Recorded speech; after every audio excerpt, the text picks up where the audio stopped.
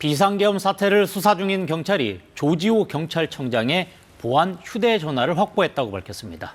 어제 압수수색으로 확인한 김용현 전 국방부 장관의 보안 휴대전화에 이어 또 하나의 중요한 증거물을 찾은 겁니다. 네, 경찰청 국가수사본부에 나가 있는 취재기자 연결해 보겠습니다. 최일임 기자, 경찰청 특별수사단 브리핑 내용 자세히 전해주시죠.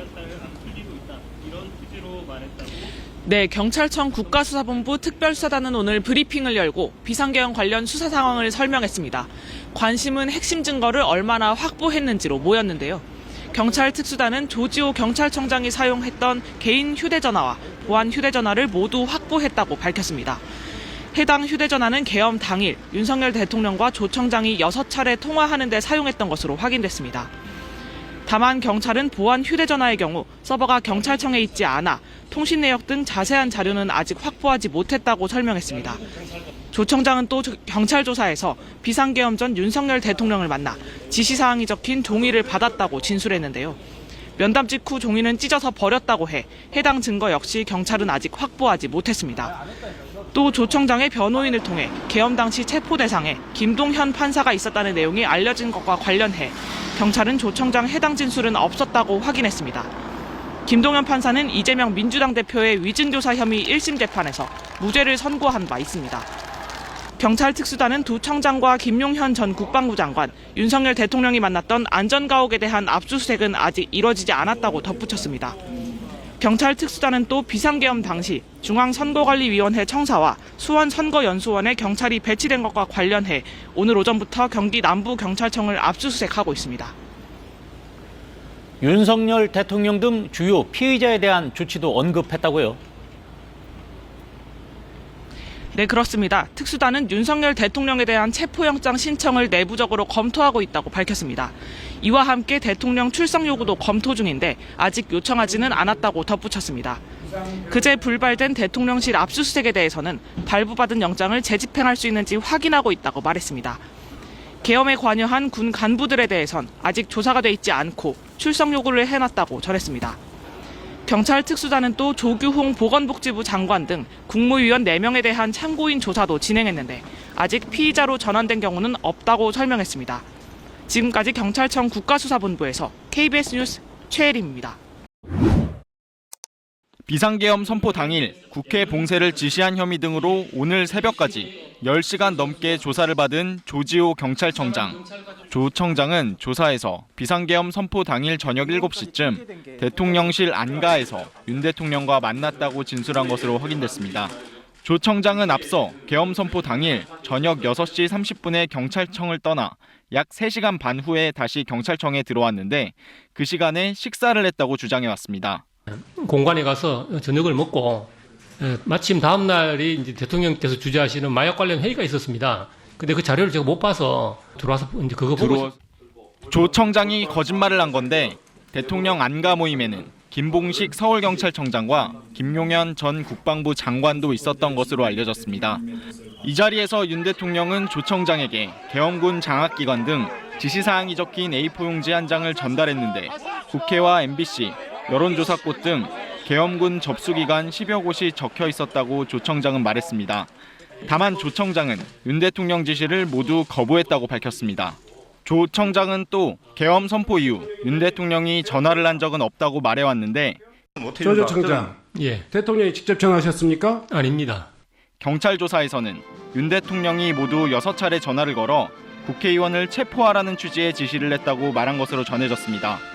오늘 새벽 조사를 마친 경찰은 혐의가 무겁고 증거인멸의 우려가 있다며 조 청장과 김봉식 서울경찰청장을 긴급 체포했습니다. 경찰 최고위급 간부 2명이 함께 체포된 초유의 상황. 경찰 지도부는 지휘부 화상회의를 열고 국민 여러분께 매우 송구스럽게 생각한다는 입장을 내놨습니다. KBS 뉴스 원동입니다. 질의해 주시기 바랍니다. 예, 질의에 앞서서 의사진행 발언 잠깐. 자료 요청 겸 아까 뭐냐고 하면 위원장님도 이야기하시고 존경하는 한병도 의원님도 이야기하셨는데 선관위의 병력을 배치할 때 경찰청장이 누구로부터 전화를 받았다는데 아직 확인을 못하고 계신데 이거 뭐 확인하는데 오래 걸리는 거 아닌 것 같거든요. 제 나가서 통화 한번 하고 와도 되겠습니까? 뭐 바로 하는 게 어떨까 싶은데. 그렇게 해주세요. 예, 그렇게 하겠습니다.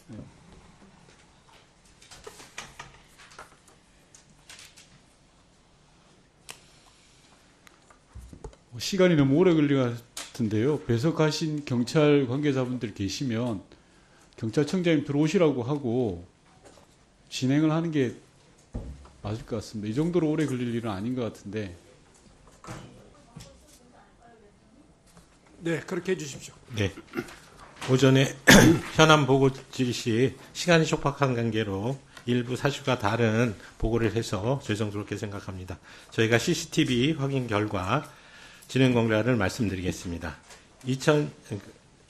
12월 3일 화요일 22시 24분 대통령 비상계엄 선포, 22시 33분 계엄군 10여 명 중앙선관위 청산에 투입, 23시 00 계엄사령관 비상계엄 포고문 발령, 23시 09분부터 23시 25분 사이 경찰 4명 도착 및 정문 배치, 23시 58분 경찰 90여 명으로 추산되는 병력 청산의 밖 버스 차량 대기, 12월 4일 수요일 00시 34분부터 01시 32분경까지 계엄군 110여 명 추가 청산에 투입, 01시 00분 국회 비상계엄 해제 요구 결의안 가결, 01시 42분부터 01시 58분 계엄군 철수, 04시 30분 계엄 해제안 국무회의 의결, 07시 14분 경찰 철수. 이상입니다.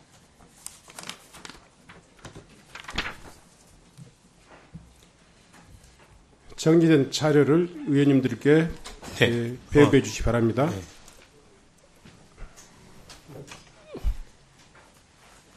의원님, 제가 확인한 내용 보고 네. 드릴까요? 예. 예. 제가 좀 착오가 있었는데, 방첩 사령관한테 요청받았던 것 같습니다. 네, 계속하십시오. 예, 구로울의 윤 과장입니다. 청장님 방첩사령관한테 요청을 받았다고 하셨는데, 요청이 아니라, 예. 그러니까 그 상황을 설명을 듣고, 예, 요청이 계엄 뭐였냐면, 잠시만, 계엄 발표 이후에 네. 방첩사령관이 청장님께 직접 전화가 왔습니까? 예.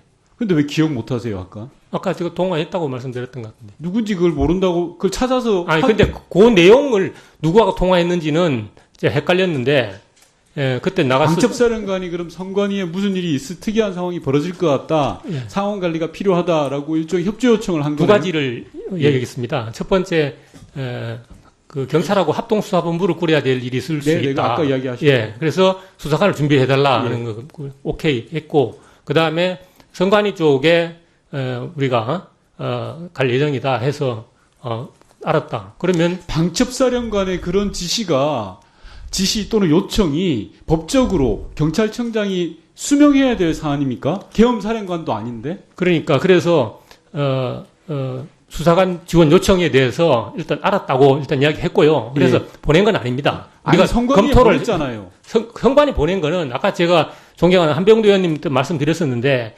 간다 하길래 그래서 우리가 도와달라는 게 아니라 무반 아니, TV 말을 분명하게 하세요. 방첩사령관이 전화로 경찰 경력들을 도와달라고 이야기해서 보낸 거잖아요. 방첩사령관이 그럴 권한이 아무것도 없어요.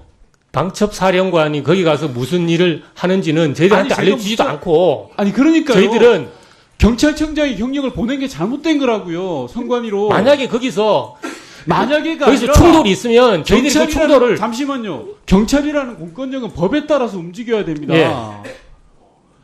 비상계엄 상황에서 방첩사령관이 요구한다고 모든 데 경찰 경력을 다 보냅니까? 그렇습니다. 그렇진 않습니다. 그렇진 않은데 그런데 왜 보냅니까? 말이 안 되잖아요. 거기서 제가 질의하겠습니다. 우할 상황이 있으면 PPT 띄워주세요.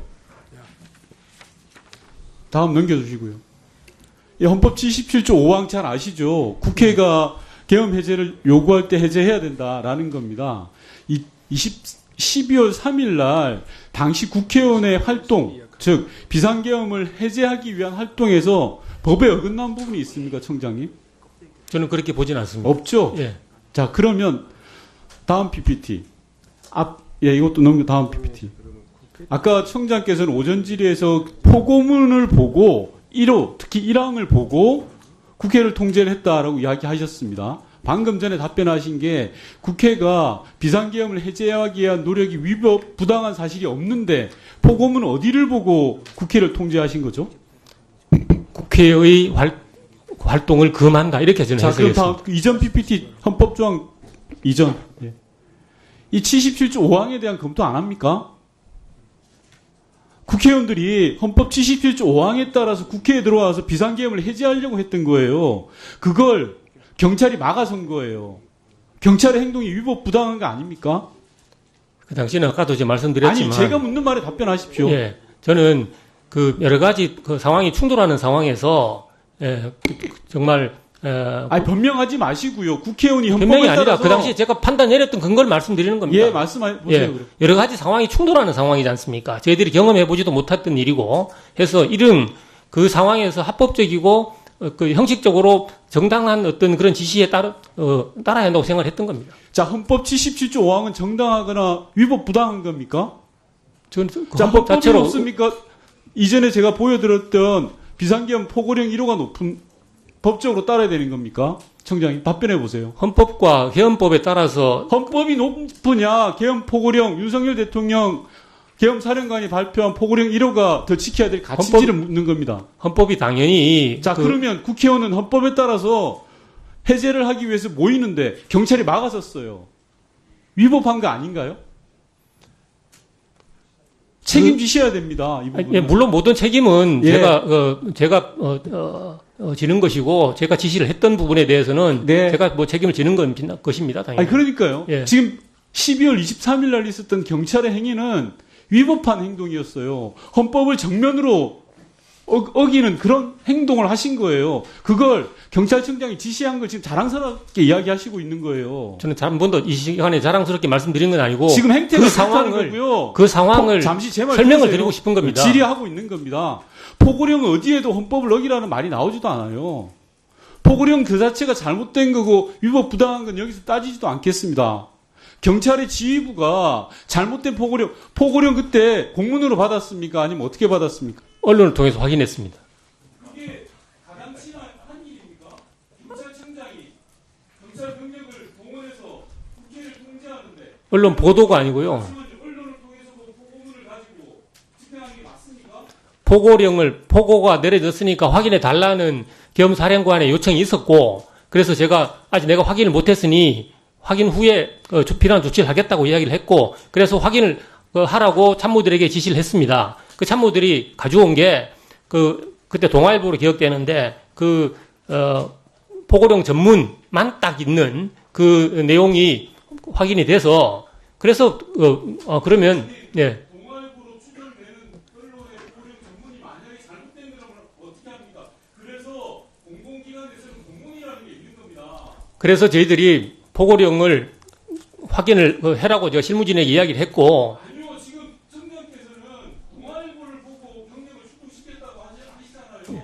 이런 걸 신뢰할 수밖에 없는 것입니다. 왜냐하면 실례합니까? 동아일보를 신뢰한다는 것이 아니라 포고령 공문을 받아보고 움직이는 게 경찰 병력이죠. 공문도 받지 않은 상황에서 동아일보 보고 경찰 병력을 포고령이 그 전파 처가 어디인지는 모르겠지만 예, 포고령이라는 것은 그냥 그야말로 포고하는 겁니다. 그렇기 때문에 그 포고는 방송 또는 언론을 통해서 그 포고가 되는 겁니다. 동아일보 보고 경찰 병력을 움직였다 그러면 세상 천지가 다 웃습니다. 포고 자체가 그 여러 사람이 알 수 있도록 전파하는 겁니다. 그 중에 하나가 언론 매체인 겁니다. 예. 병력을 움직일 때 그게 아닌 겁니다. 경찰에서 병력을 움직이는데 동아일보 보고 움직였다고 말이 됩니까? 동아일보를 보고 움직였다는 게 아니지 않습니까? 동아일보로 기억된다고 말씀드린 거를 그러니까 제 이야기의 핵심은 뭐냐면 포고가 방송 또는 그 신문, 그 언론을 통해서 여러 사람에게 전파되는 것이고 청장님, 포고문을 못 보셔가지고 청장님께서 포고문에 위법 부당한 게 있는지 살펴보고 이야기하겠다고 계엄사령관한테 이야기하셨죠. 자, 그러면 계엄군에게 포고령의 내용 정확히 받으셔서 확인을 해서 집행을 해야 되는 겁니다. 동아일보고 하는 게 아니라. 제가 참모들에게 포고령에 대해서 확인하라고 지시를 했고 보고 받은 내용을 가지고 지시는 후회한 거잖아요. 아닙니다. 그 출동이 그걸 폭음을 지시를 한 거죠.